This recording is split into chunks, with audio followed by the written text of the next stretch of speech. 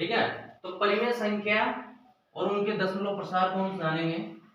इनके दशमलव प्रसार क्या होते हैं? एक तो होता है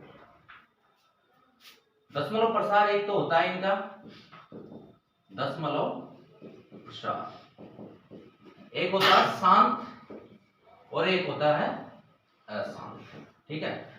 शांत में क्या होता है कि शेषफल क्या हो जाता है? शून्य। इसमें क्या हो जाता है? शेषफल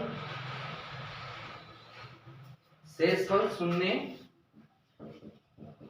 हो जाता है। और इसमें क्या होता है? शेषफल शून्य नहीं होता, शेषफल शून्य नहीं होता है।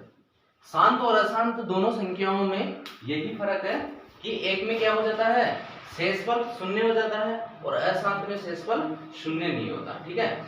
अब किन संख्याओं में तो शेषफल शून्य होगा और किन संख्याओं में शेषफल शून्य नहीं होगा? देखो, एक परिमेय संख्या अपने पास में p बटा q के रूप की होती है और q का मान क्या होता है? 0 के बराबर नहीं होता। ठीक है। इस तरह का जो परिमेय संख्या होती है, यहाँ पर हमारे q के जो गुणनखंड है, q के अगर हम क्या करें? गुणनखंड करें तो उनका मान होना चाहिए 2 की घात n गुणा 5 की घात m के रूप।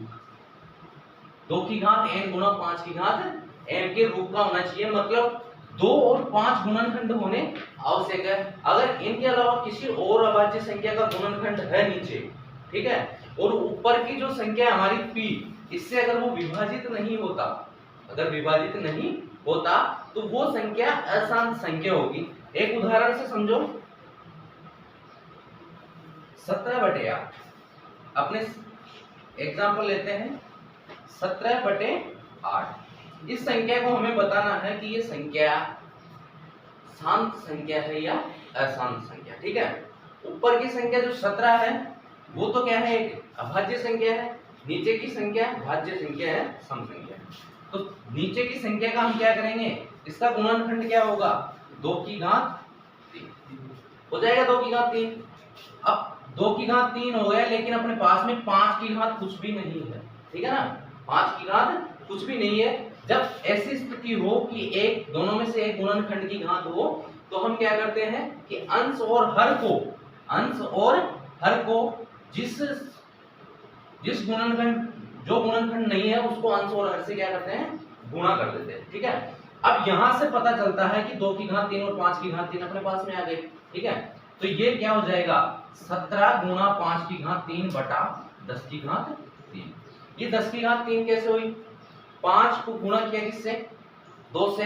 ठीक है। 10 हो गए। आधार अलग अलग है लेकिन इनकी घात क्या है? समान है। और दोनों संख्या किसमें है?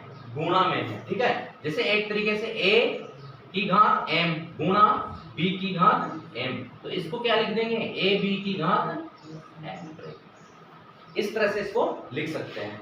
तो ये जो अपने पास में 2 की घात n गुणा 5 की घात m के रूप की जो संख्या आई है, ये किस रूप की होगी? ये शांत दशमलव प्रसार कौन सा होगा इनका? शांत या अशांत? शांत होगा, क्योंकि इस गुणनखंड के रूप में अगर हमें संख्या प्राप्त होती है तो उनका दशमलव प्रसार क्या होता है? तो यहाँ पर इन प्रश्नों को सबसे पहले हमें यही जांच करनी है कि ये संख्या का दशमलव प्रसार शांत है या अशांत। अतः 17/8 का दशमलव प्रसार शांत है। 17/8 का क्या दशमलव प्रसार क्या है? शांत है। समझ में आ गई कि ऐसे पता करते हैं कि कोई संख्या शांत है या अशांत है।